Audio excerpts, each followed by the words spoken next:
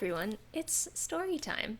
I'm Marita, and today we're reading a very special classic story called The Velveteen Rabbit. And we're going to see if I can get through this without crying because I don't know about you, but my stuffed animals were so special to me when I was young. And in some ways they still are. So joining us today for this story is Beanbag Bear, my little bear that I've had for as long as I can remember.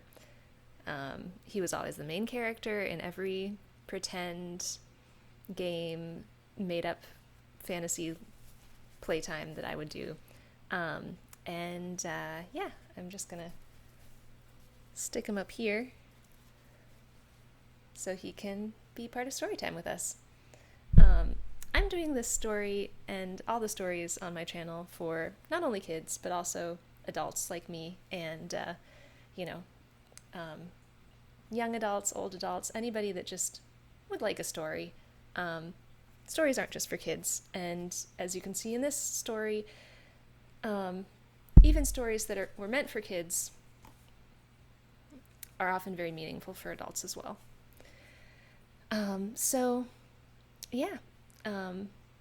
Thank you for joining me, and let's read The Velveteen Rabbit. The Velveteen Rabbit by Margery Williams.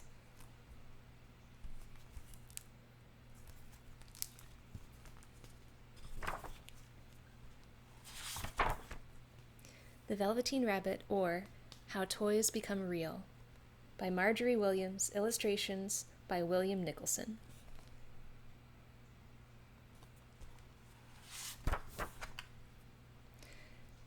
To Francesco Bianco from The Velveteen Rabbit.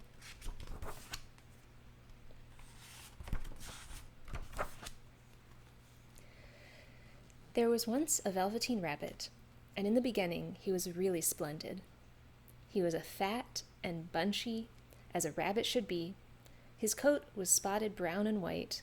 He had real thread whiskers, and his ears were lined with pink sateen. On Christmas morning, when he sat wedged in the top of the boy's stocking, with a sprig of holly between his paws, the effect was quite charming. There were other things in the stocking, nuts and oranges, and a toy engine, and chocolate almonds and a clockwork mouse, but the rabbit was quite the best of all.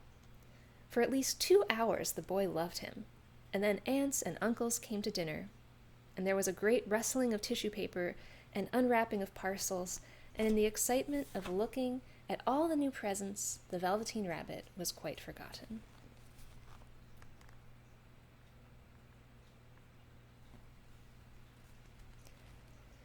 For a long time he lived in the toy cupboard or on the nursery floor, and no one thought very much about him.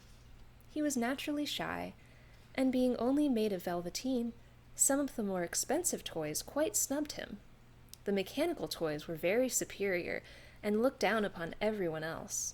They were full of modern ideas and pretended they were real. The model boat, who had lived through 2 seasons and lost most of his paint, caught the tone from them and never missed an opportunity of referring to his rigging in technical terms. The rabbit could not claim to be a model of anything, for he didn't know that real rabbits existed. He thought they were all stuffed with sawdust like himself, and he understood that sawdust was quite out of date and should never be mentioned in modern circles. Even Timothy, the jointed wooden lion, who was made by the disabled soldiers and should have had broader views, put on airs and pretended he was connected with the government. Between them, all the poor little rabbit was made to feel himself very insignificant and commonplace. And the only person who was kind to him at all was the Skin Horse. The Skin Horse had lived longer in the nursery than any of the others. He was so old that his brown coat was bald in patches and showed the seams underneath, and most of the hairs in his tail had been pulled out to string bead necklaces. He was wise, for he had seen a long succession of mechanical toys arrive to boast and swagger, and by break their mainsprings and pass away. And he knew that they were only toys, and would never turn into anything else. For nursery magic is very strange and wonderful, and only those playthings that are old and wise and experienced, like the skin horse, understand all about it. "What is real?" asked the rabbit one day, when they were lying side by side near the nursery fender before Nana came to tidy the room. "Does it mean having things that buzz inside you and a stick-out handle?" "Real isn't how you were made," said the skin horse. "It's a thing that happens to you. When a child loves you for a long, long time, not just to play with, but really loves you, then you become real." "Does it hurt?" asked the rabbit. "Sometimes," said the skin horse, for he was always truthful. "When you are real, you don't mind being hurt." "Does it happen all at once, like being wound up?" he asked, "or bit by bit?" "It doesn't happen all at once," said the skin horse. "You become. It takes a long time. That's why it doesn't often happen to people who break easily, or have sharp edges, or have to be carefully kept. Generally, by the time you are real, most of your hair has been loved off, and your eyes drop out, and you get loose in the joints and very shabby. But those things don't matter at all, because once you are real, you can't be ugly, except to people who don't understand." "I suppose you are real," said the rabbit, and then he wished he had not said it, and thought the skin horse might be sensitive, but the skin horse only smiled.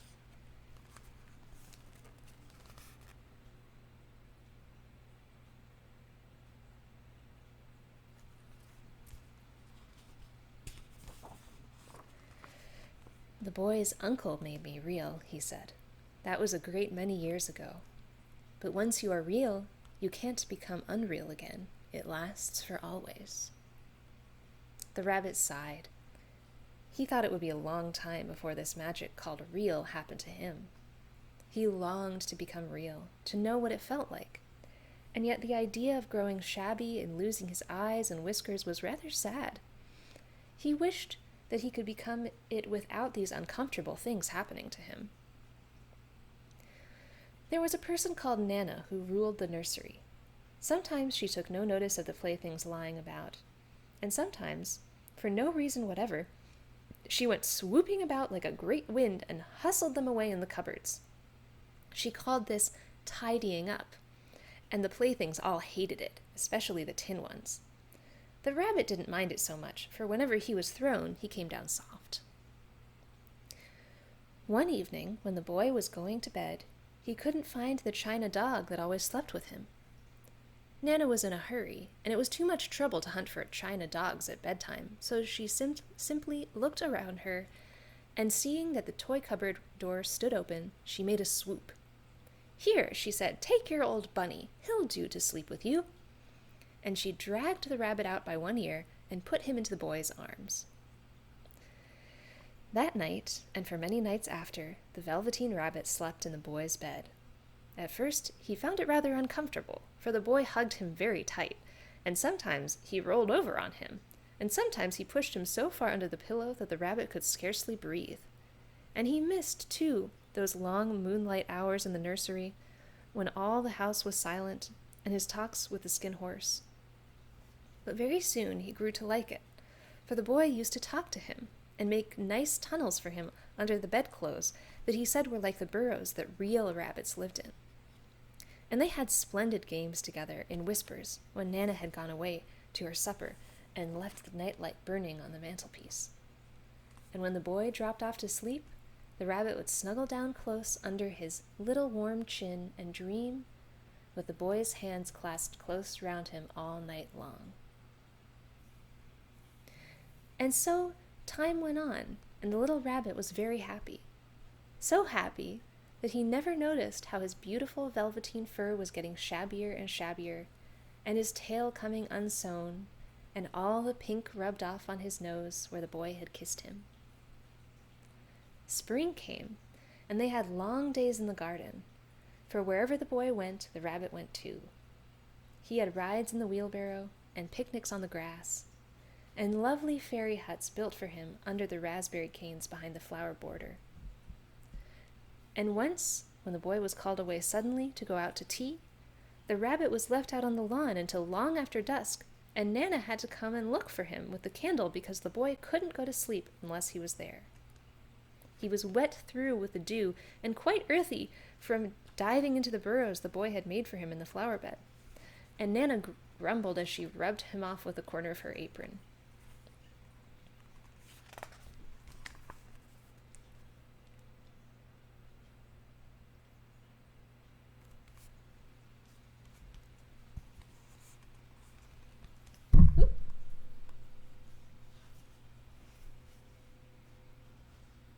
Uh-oh, I'm blurry.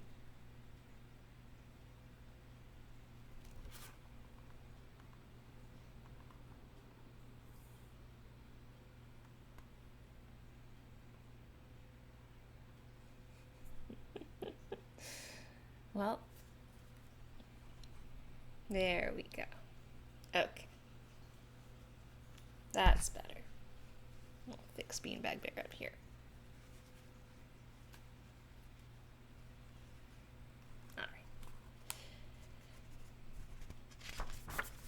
Nana grumbled as she rubbed him off with a corner of her apron. "You must have your old bunny," she said. "Fancy all that fuss for a toy." The boy sat up in bed and stretched out his hands. "Give me my bunny," he said. "You mustn't say that. He isn't a toy. He is real." When the little rabbit heard that he was happy, for he knew that what the skin horse said was true at last. The nursery magic had happened to him, and he was a toy no longer. He was real. The boy himself had said it. That night he was almost too happy to sleep, and so much love stirred in his little sawdust heart that it almost burst. And into his boot-button eyes that had long ago lost their polish, there came a look of wisdom and beauty, so that even Nana noticed it next morning when she picked him up and said, "I declare, if that old bunny hasn't got quite a knowing expression." That was a wonderful summer. Near the house where they lived there was a wood, and in the long June evenings the boy liked to go there after tea to play.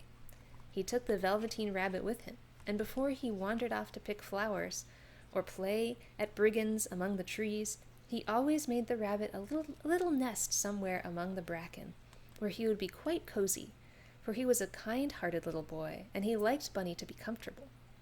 One evening, while the rabbit was lying there alone, watching the ants that ran to and fro between his velvet paws in the grass, he saw two strange beings creep out of the tall bracken near him. They were rabbits like himself, but quite furry and brand new. They must have been very well made, for their seams didn't show at all, and they changed shape in a queer way when they moved. One minute they were long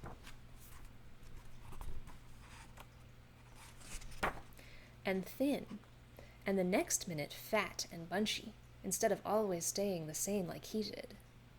Their feet padded softly on the ground, and they crept quite close to him, twitching their noses, while the rabbit stared hard to see which side the clockwork stuck out, for he knew that people who jump generally have something to wind them up. But he couldn't see it. They were evidently a new kind of rabbit altogether.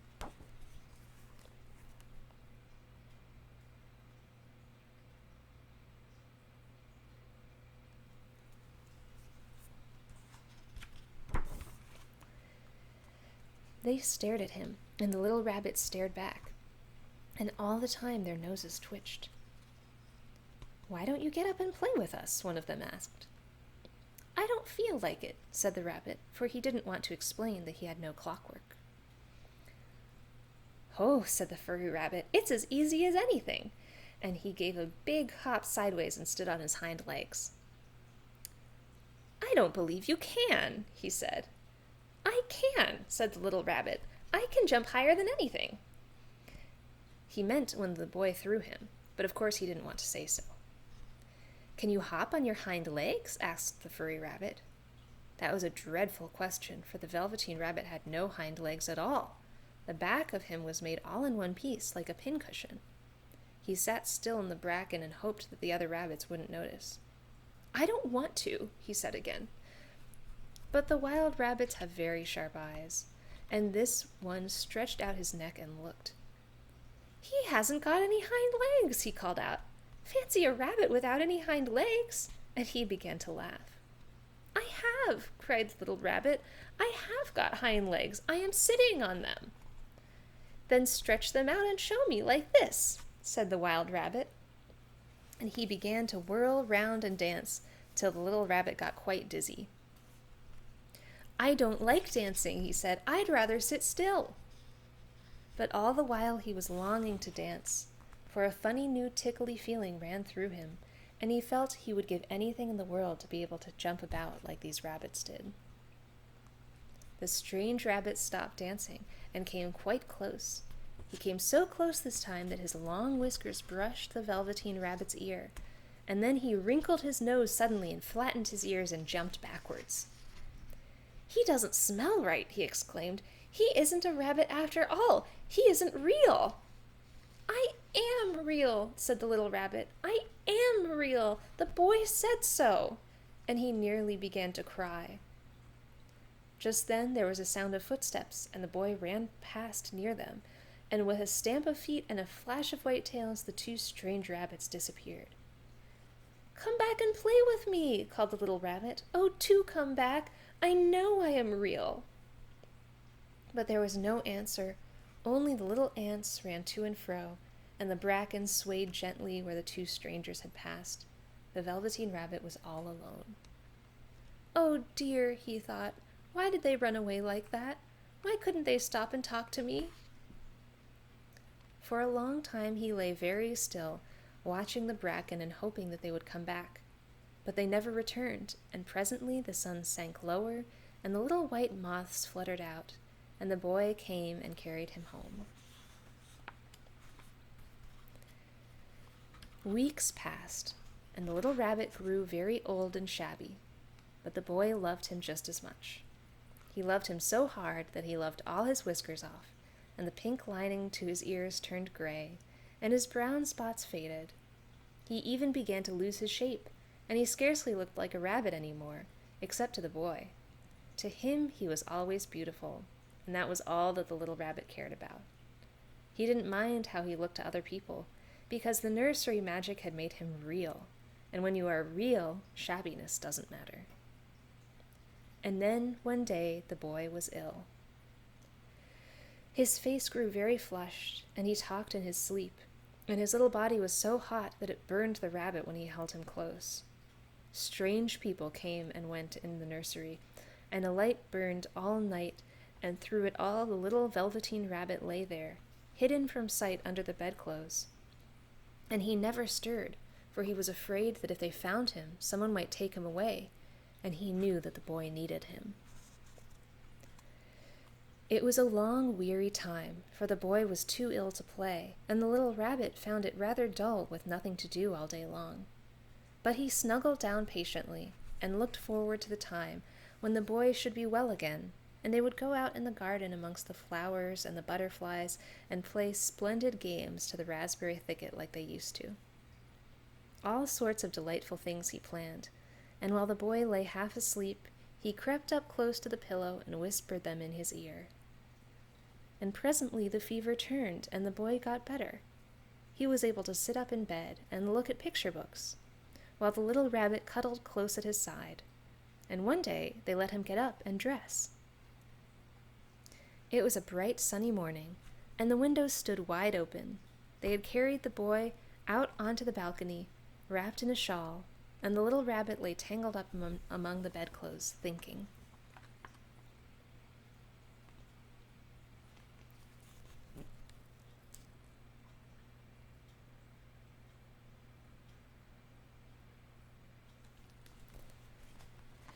The boy was going to the seaside tomorrow.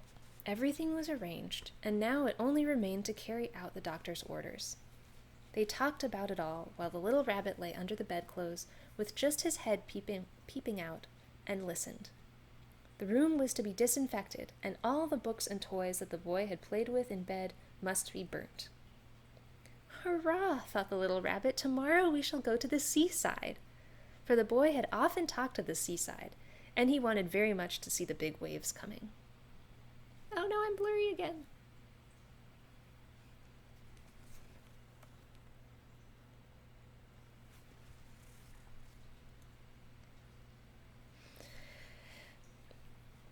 He wanted very much to see the big waves coming in and the tiny crabs and the sand castles. Just then Nana caught sight of him. "How about his old bunny?" she asked. "That," said the doctor, "why, it's a mass of scarlet fever germs. Burn it at once. What nonsense! Get him a new one. He mustn't have that one any more." And so the little rabbit was put into a sack with the old picture books and a lot of rubbish, and carried out to the end of the garden behind the fowl house. This was a fine place to make a bonfire, only the gardener was too busy just then to attend to it. He had the potatoes to dig and the green peas to gather, but next morning he promised to come quite early and burn the whole lot. That night the boy slept in a different bedroom, and he had a new bunny to sleep with him. It was a splendid bunny, all white plush with real glass eyes. But the boy was too excited to care very much about it, for tomorrow he was going to the seaside, and that in itself was such a wonderful thing that he could think of nothing else. And while the boy was asleep, dreaming of the seaside, the little rabbit lay among the old picture books in the corner behind the fowl house, and he felt very lonely. The sack had been left untied, and so by wriggling a bit, he was able to get his head through the opening and look out. He was shivering a little, for he had always been used to sleeping in a proper bed, and by this time his coat had worn so thin and threadbare from hugging that it was no longer any protection to him. Nearby he could see the thicket of raspberry canes growing tall and close like a tropical jungle, in whose shadow he had played with the boy on bygone mornings. He thought of those long, happy, sunlit hours in the garden, how happy they were, and a great sadness came over him. He seemed to see them all pass before him, each more beautiful than the other. The fairy huts in the flower bed, the quiet evenings in the wood when he lay in the bracken and the little ants ran over his paws, the wonderful day when he first knew he was real. He thought of the skin horse, so wise and gentle, and all that he had told him. Of what use was it to be loved and lose one's beauty and become real if it all ended like this? And a tear, a real tear, trickled down his little shabby velvet nose and fell to the ground. And then a strange thing happened, for where the tear had fallen, a flower grew out of the ground, a mysterious flower, not at all like any that grew in the garden. It had slender green leaves the color of emeralds, and in the center of the leaves a blossom like a golden cup. It was so beautiful that the little rabbit forgot to cry, and just lay there watching it. And presently the blossom opened, and out of it there stepped a fairy.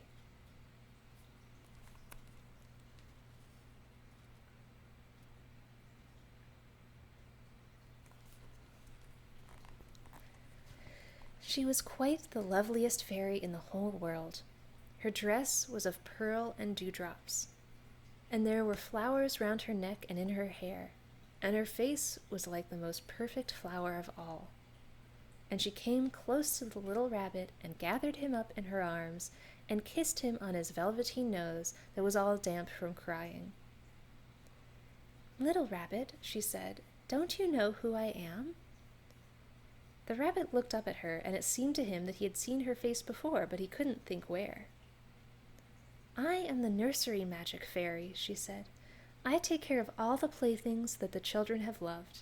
When they are old and worn out, and the children don't need them any more, I come and take them away with me and turn them into real." "Wasn't I real before?" asked the little rabbit. "You were real to the boy," the fairy said, "because he loved you. Now you shall be real to everyone." And she held the little rabbit close in her arms and flew with him into the wood. It was light now, for the moon had risen, and the forest was beautiful, and the fronds of the bracken shone like frosted silver. In the open glade between the tree trunks, the wild rabbits danced with their shadows on the velvet grass. But when they saw the fairy, they all stopped dancing and stood round in a ring to stare at her. "I've brought you a new playfellow," the fairy said. "You must be very kind to him and teach him all he needs to know in Rabbitland, for he is going to live with you forever and ever." And she kissed the little rabbit again and put him down on the grass. "Run and play, little rabbit," she said. But the little rabbit sat quite still for a moment and never moved. For when he saw all the wild rabbits dancing around him, he suddenly remembered about his hind legs, and he didn't want them to see that he was made all in one piece. He did not know that when the fairy kissed him that last time, she had changed him altogether. And he might have sat there a long time, too shy to move, if just then something hadn't tickled his nose, and before he thought what he was doing, he lifted his hind toe to scratch it. And he found that he actually had hind legs. Instead of dingy velveteen, he had brown fur, soft and shiny. His ears twitched by themselves, and his whiskers were so long that they brushed the grass. He gave one leap, and the joy of using those hind legs was so great that he went springing about the turf on them, jumping sideways and whirling round as the others did, and he grew so excited that when at last he did stop to look for the fairy, she had gone. He was a real rabbit at last, at home with the other rabbits.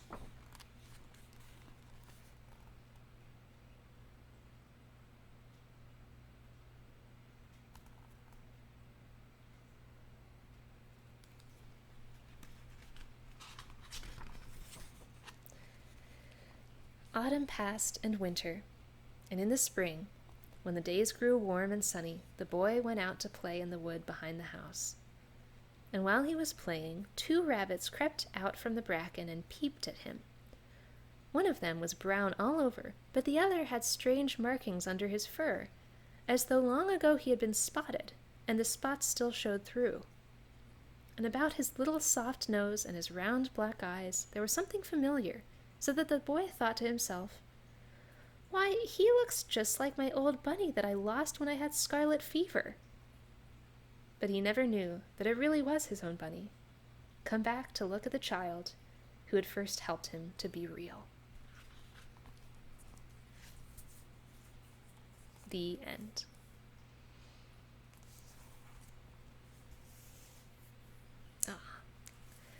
Well, I had some tears in my eyes, but I didn't quite cry. I hope you enjoyed that story as much as I did, and I hope it makes you think of all of the stuffed animals you loved when you were young. Thank you for joining me, and I'll see you next time for another story.